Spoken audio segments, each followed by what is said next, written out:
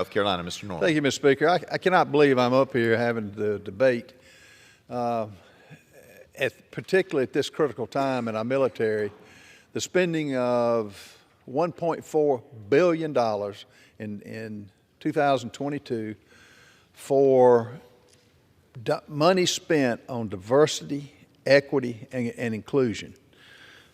A woke military is a weak military. The military's sole purpose is to provide for the defense of our great nation.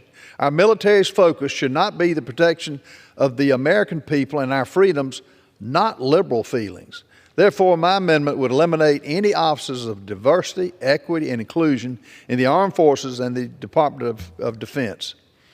Woke ideology undermines our readiness in a variety of ways. It undermines cohesiveness by emphasizing differences based on race, ethnicity, and sex. We recently had 160 retired flag officers write a letter to Speaker McCarthy and House Armed Services Committee Rogers about the dangers of DEI and the opposition to it in the military. The officers wrote, "We respectfully request that Congress, pursuant to its constitutional powers, not raise and support armies and to provide and maintain a Navy to take legislative action to remove all diversity, equity, and inclusion, otherwise known as DEI programs, from the Department of Defense." Another one, our military must be laser focused on one mission: readiness, undiminished by culture, war, engulfing our country. DEI is dividing, not unifying our military and society. Another one, we have fought for our nation and are sounding the alarm that DEI poses a great danger to our military warfighting ethos and is degrading warfighting readiness. Social engineering, commonly called wokeism, has absolutely no place in our military. And finally, these indoctrination programs differentiate service members along racial and gender lines, which runs completely counter to the military imperative to build cohesiveness based on common loyalties, training, and standards. What more, the Army missed its recruitment target by 25% in 2022 at this critical time in the history of this great republic. Otherwise known, this is a Bud Light level failure. And I would urge, Mr. Speaker, that this amendment be adopted in light of an administration that has completely left our nation vulnerable. And as President Biden told a group of overseas Air Force airmen that the Joint Chief of Staff had determined that the greatest threat facing America was global warming. The greatest threat was global warming. It's a claim that the Joint Chiefs had to walk back. He didn't mention Russia. He didn't mention China. He didn't mention the threat of the debt that's engulfed this country. He mentioned global warming. And as I mentioned, DOD spent $1.4 billion on their equity action plan. It's money we don't have. It just adds to the national debt. I reserve. Gentleman reserves. Gentleman, for purposes, gentleman from Hawaii rise. I rise in opposition to the amendment. Gentleman is recognized for 5 minutes. Before I proceed on the amendment, we have confirmed that to the prior amendment, Floyd Bennett Field in New York is not a military installation. Do we not value diversity in our military? That's the question in this amendment. Does it matter that we have a diverse military? Does it matter or not? Do we not value equity in our military? Does it matter? Do we not value inclusion? Do we want a military that represents our society or just a slice of it? That's the question. It doesn't, if you say that you value a diverse, equal, and inclusive military, if you say that that is of value to you, it doesn't happen automatically. It takes effort. And that's why our military leaders, over a long period of time now, have valued the investment in diversity, equity, and inclusion.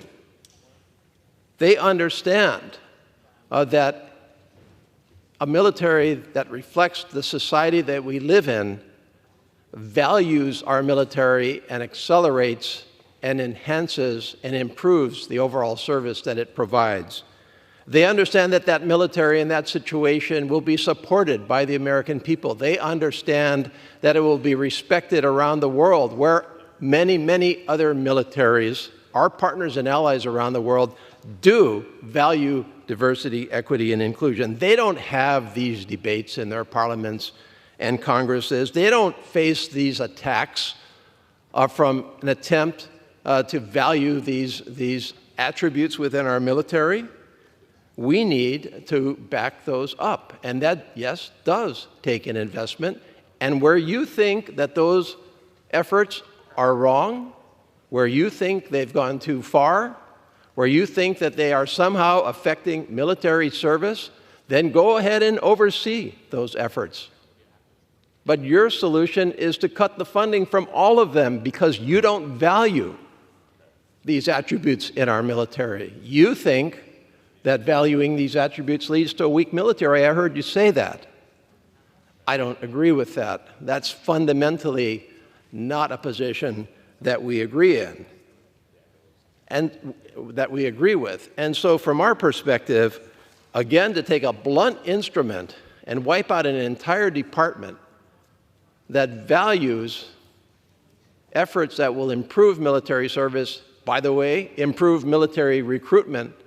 I hope the offerer of the amendment agrees that military recruitment is a major challenge for our military, and yet let's just say to whole parts of our society, sorry, we don't value you at all because we're not going to take care of trying to provide for diversity, equity, and inclusion. That's the wrong approach.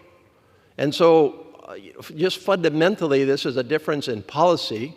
It's a difference in goal. Apparently, it's a difference in assessment of what makes our military strong and will continue to make it strong. And so for those reasons, I have to strongly oppose this amendment. I yield. I'm sorry, I reserve the balance of my time.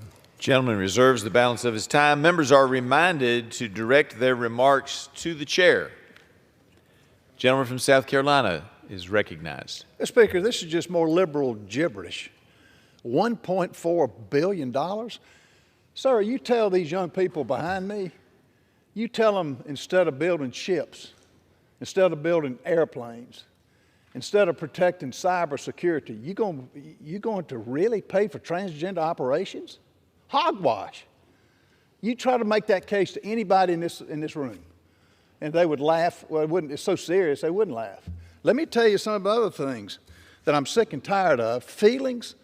Talk to the military Gold Star mothers who have lost their children. Tell them what you just said on this House floor. An admiral told midshipmen at the Naval Academy that they need to read How to Be an Anti-Racist, a book that teaches the only remedy to past discrimination. Another one, military recruitment videos in recent years have touted the military's inclusivity to LGBT members. They use a rainbow flag. Enough is enough. Americans are tired of this. Why do you think the shortage of people entering the military to have to put up with this kind of thinking? So for this reason, we shouldn't even be wasting our time debating this thing. But it is what it is, and thanks to the Biden administration and their anti-military and anti-readiness, it's a time in America that we're in severe danger economically and security-wise. I reserve. Gentleman's time has expired. Members are reminded to direct their remarks to the chair. The gentleman from Hawaii is recognized. Thank you, Mr. Chair. Well, obviously, we have a difference of opinion here. And I would also submit that the leadership of our military have a difference of opinion with the perspectives expressed by the offerer of this amendment. Again, they understand the values of pursuing a diverse, equitable, equal, and inclusive military. They understand the challenges of a military that is not representative of the American people. And they understand the need to provide for that investment. So again, we can oversee this particular effort. We can question particular representations of that policy, but to take a blunt instrument to this entire effort and defund it and say that it has no value at all, that's what's objectionable in this amendment. With that, I yield back the balance of my time.